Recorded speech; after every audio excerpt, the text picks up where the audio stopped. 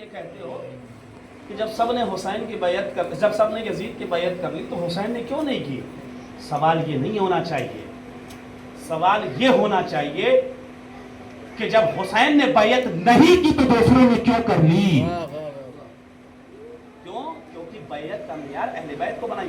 اہل بیت اتنی مظلوم شخصیتیں ہیں، قسم خدا کی اگر امام علی کی کوئی تاریخ پڑھ کے دیکھے نا تو امام علی کے ساتھ کتنا غلط برتاؤ کیا گیا اور کتنا امام علی کو الیاذ باللہ جو ہے جتنا دشمن کر سکتے تھے انہوں نے جو ہے امام کو نیچا دکھانے کی کوشش کی۔ جنگ صفین ہم کیا پڑھتے ہیں؟ جنگ صفین میں ہم جنگ صفین پڑھتے ہیں کہ مولا عباس آئے، ذاکرین کی بات کر رہا ہوں، خطبہ کی بات کر رہا ہوں، مولا عباس آئے، انہوں نے تلوار چلائی، ابو شاسا کے ساتھوں بیٹوں کو مارا اور زیغم و زرقام کا لقب پایا اور چلے گئے۔ یہ جنگ صفین ہے، ملا جلا کے سمیٹ دیا۔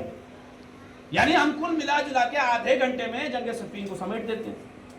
پروجیکٹ فائل آپ نے دیکھا ہوگا، ہمارے نوجوان بھائی اور جو اسکول جاتے ہیں کالج جاتے ہیں وہ پروجیکٹ بناتے ہیں، انہی ہاتھوں سے 150 صفحہ لکھا ہے صفین کو، قوم کی بات کر رہا ہوں، انہی ہاتھوں سے، اور کبھی کبھی ایسا ہوا ہے کہ بغیر کھائے پیے لکھا ہے۔ اور قسم خدا کی جنگ صفین پڑھ کے دیکھیے گا، آپ کو پتا چلے گا کہ علی نے سیاست کیسے چلائی۔ لوگوں نے یہ کہہ دیا اتنی آسانی سے کہ علی کو سیاست نہیں آتی، اتنی مظلوم شخصیت ہے علی ابن ابی طالب۔ آپ کو پتا ہے جنگ صفین جب امام علی آئے ہیں نا تو 3 جنگیں لڑی اپنی حکومت۔ سب سے پہلی ہے جنگ جمل، دوسری ہے جنگ صفین اور تیسری ہے نہروان۔ آپ کو پتا ہے جنگ جمل کون سی جنگ ہے؟ جنگ جمل اسلام کی وہ پہلی جنگ ہے جو 2 مسلمانوں کے بیچ لڑی گئی،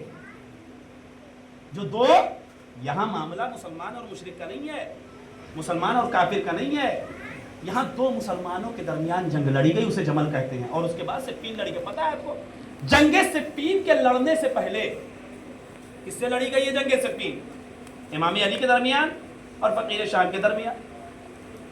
پتا ہے آپ کو جنگ صفین لڑنے سے پہلے 17 مہینے تک خط و کتابت چلی ہے امام علی اور معاویہ کے درمیان۔ سوچنے والی بات ہے نا، 17 مہینے تقریباً 1.5 سال، یعنی جنگ صفین سے پہلے امام اپنی خطبہ میں حجت کرتے رہے، ادھر سے خط آتا رہا، ادھر سے امام بھیجتے رہے، ادھر سے آتا رہا، امام بھیجتے رہے۔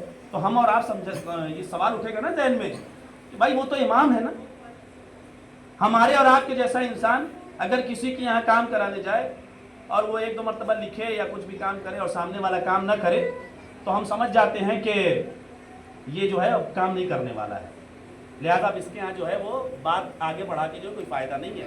سوال اٹھے گا نا کہ امام علی تو امام ہے نا، ساری چیزوں کو جانتے ہیں، تو پھر 17 مہینے خط و کتابت کا کیا مطلب ہے؟ امام علی نے 17 مہینے خط و کتابت، پتہ ہے آپ کو جب یہ خط جاتا تھا نا شام میں، انشاءاللہ کبھی موقع ملا پوری شام کی ہسٹری پڑھوں گا 11 ہجری سے لے کے 60 ہجری تک کہ کس طریقے سے شام جو ہے وہ پڑھتا ہے، اور ان بنی امیہ نے شام کو جو ہے وہ بنیاد رکھی ہے۔ اس لیے کہ اگر ابھی بحث چھوڑوں تو 1 گھنٹہ نکل جائے گا ابھی سے، کس طریقے سے ان لوگوں نے اہل بیت کو، اور انشاءاللہ ممکن ہے کل اس چیز کو بیان کروں، اور امام سجاد نے کیوں شام کے دمشق کی جامع مسجد میں خطبہ دیتے ہوئے ارشاد فرمایا کہ میں اس کا بیٹا ہوں، میں اس کا بیٹا ہوں، میں اس کا بیٹا ہوں۔ ہر چیز کے پیچھے ایک حکمت تھی، تب امام سجاد نے یہ جملہ کہنے کی کوشش کی تھی اور تمام اپنا تعارف کرایا تھا۔ جنگ صفین سے پہلے 17 مہینے تک خط و کتابت ہوئی ہے۔ پتہ ہے کیوں؟ اس لیے کہ شام کے لوگوں نے، شام کی حکومت نے شام کے لوگوں میں اتنی برائیاں اہل بیت کے بارے میں بھر رکھی تھی کہ آپ کو پتہ ہے شام کے لوگ کیسے تھے؟ شام کے لوگ ایسے تھے کہ جن کو یہ بھی نہیں پتا تھا کہ جناب حمزہ جس دین کے اوپر ہیں اسی دین پہ امام حسن بھی ہیں اور امام حسین بھی ہیں۔ اتنی زیادہ اہل بیت کے بارے میں بغض بھرا گیا تھا شام میں، اور کیسے بنیاد رکھی گئی وہ انشاءاللہ بعد کی مجلسوں میں۔ تو یہ امام علی کی مظلومیت ہے، ہمیں سمجھنا چاہیے اور آپ کو سمجھنا چاہیے۔ مجلس کا مطلب یہ نہیں ہوتا ہے کہ ہم صرف فرش عزائے حسین کے اوپر آئے اور آنے کے بعد 1 گھنٹہ گزار کے چلے گئے۔ نہیں عزیزان محترم، مجلسیں بھی 2 طریقے کی ہوتی ہیں۔ ایک مجلس وہ ہوتی ہے جو عزاخانوں تک محدود ہوتی ہے، جملہ سنیے گا، ایک مجلس وہ ہوتی ہے جو عزاخانوں تک محدود ہوتی ہے، وہ بھی کامیاب۔ لیکن ایک مجلس اور ہے جو بہت زیادہ کامیاب ہے۔ کہا کون سی مجلس؟ کہا اگر مجلس عزاخانوں سے اٹھ کے گھر کے دسترخوان تک پہنچ جائے تو پھر اس مجلس کا معاملہ ہی الگ ہے، معیار ہی الگ ہے. کیوں؟ جب انسان لقمے کو اپنے دہن میں ڈالے تو یہ سوچے تو صحیح کہ مولانا نے کیا پڑھا. ہمارے اور آج کے معاشرے میں اور آج کی جنریشن میں ہوتا کیا ہے؟ الحمدللہ سدھار تو بہت ہے، اچھی بات ہے. آج کے معاملے میں اور آج کی جنریشن میں کیا ہوتا ہے، آپ نے دیکھا ہوگا کہ جب بچہ آتا ہے، اور دیکھیے ہونا چاہیے یہ، اور ہمیں اور آپ کو اس چیز کے اوپر غور کرنا چاہیے کہ کم سے کم جب بچہ مجلس حسین سے اٹھ کر جائے تو والدین کو چاہیے کہ چاہے نام کا ہی صحیح، چاہے وہ صحیح بتا پائے نہ بتا پائے، کم سے کم اس سے یہ پوچھے تو صحیح کہ مولانا نے کیا پڑھا، کچھ ایک آدھ بات تو بتا. ہوتا کیا ہے ہمارے یہاں، یہ ہوتی ہے کہ آنے والا جوان جب مجلس میں آتا ہے اور مجلس کے بعد جاتا ہے تو نکلنے کے بعد بات ہوتی ہے کہ بھائی مجلس کیسی؟ کہا مولانا نے مجلس تو بہت زبردست پڑھی، بہت اچھی مجلس پڑھی. کہا اچھا کیا پڑھا؟ کہا یہ تو نہیں پتا لیکن بہت اچھی پڑھی. یہ ہوتا ہے ہمارے یہاں کی، یہ نہیں پتا کہ مولانا نے کیا پڑھا لیکن بہت اچھی مجلس پڑھی. تو کم سے کم عزیزان محترم کوشش یہ کی جاتی ہے کہ مجلس حسین میں ایک اعتراض کا جواب تو دیا جائے. کم سے کم ایک فضیلت کو اگر ہم یہ کہتے ہیں کہ رسول نے فرمایا انا مدینۃ العلم وعلی بابھا، تو کم سے کم ہمیں اتنا تو پتا ہونا چاہیے کہ رسول علم کا شہر ہے اور حدیث کو دروازہ ہے. اگر ہم علم کے اوپر بحث کر رہے ہیں تو کم سے کم ہمیں یہ تو پتا ہونا چاہیے کہ اللہ نے قرآن میں کہا ہے کہ علم اور جہل کبھی برابر نہیں ہو سکتا. ہمیں اتنا تو پتا ہونا چاہیے کہ پروردگار عالم کے نزدیک بلندی کا معیار عمر نہیں ہے، علم ہے. کم سے کم ہمیں یہ تو پتا ہونا چاہیے. اس لیے کہ ہوتا کیا ہے، لوگ کہتے ہیں کہ مولانا، اور یہ بچپن سے سنا ہے کہ جس کی عمر زیادہ ہوتی ہے اسے تجربہ زیادہ ہوتا ہے. اچھا ایک طرف سے یہ بات صحیح بھی ہے اور دوسری طرف سے غلط بھی ہے. آئیے اس کو بھی واضح کرتا ہوا چل. یقیناً ایک انسان جس کی عمر زیادہ ہے اسے تجربہ تو بہت ہے، اور ایک انسان جس کی عمر کم ہے، مثلا ایک انسان ہے جس کی عمر ہے 30 سال اور ایک انسان ہے جس کی عمر ہے 60 سال، تو 30 سال کی عمر والے کو تجربہ کم ہے، 60 سال کی عمر والے کو زیادہ ہے. کیوں؟ کیونکہ اس نے اس سامنے والے بندے سے زیادہ وقت گزارا ہے، لہذا اسے تجربہ زیادہ ہوگا. عزیزان محترم ضروری نہیں ہے کہ جس کی عمر زیادہ ہو اس کا تجربہ زیادہ ہو.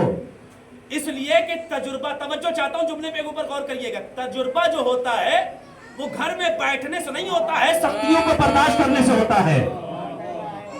ایک انسان 50 سال تک گھر میں بیٹھا رہا اور ایک انسان 20 سال تک دنیا گھومتا رہا، تو یہ بتائیے انصاف سے تجربہ اسے زیادہ ہے جو دنیا نے دیکھا، جو دنیا میں نکلا، یا اسے زیادہ ہے جو گھر میں بیٹھا رہا.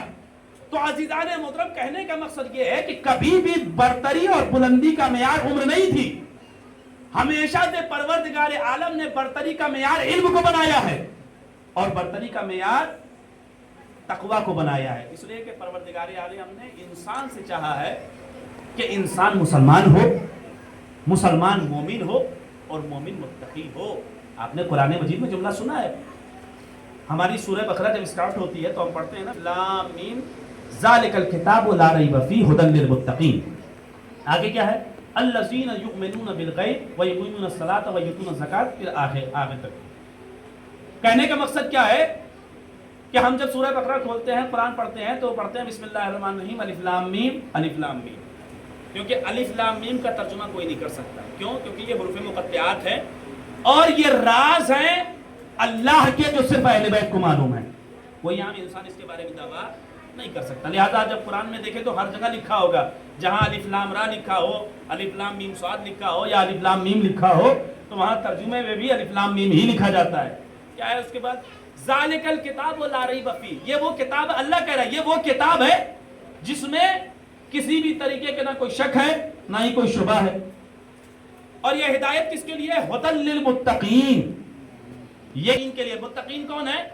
الذین یؤمنون، بس آخری جملہ ہے، الذین یؤمنون بالغیب. متقین وہ ہیں جو غیب کے اوپر ایمان رکھتے ہیں. توجہ، متقین وہ ہیں جو غیب کے اوپر ایمان رکھتے ہیں. متقین وہ ہیں جو غیب کے اوپر. انصاف سے بتائیے جنت کسی نے دیکھی ہے؟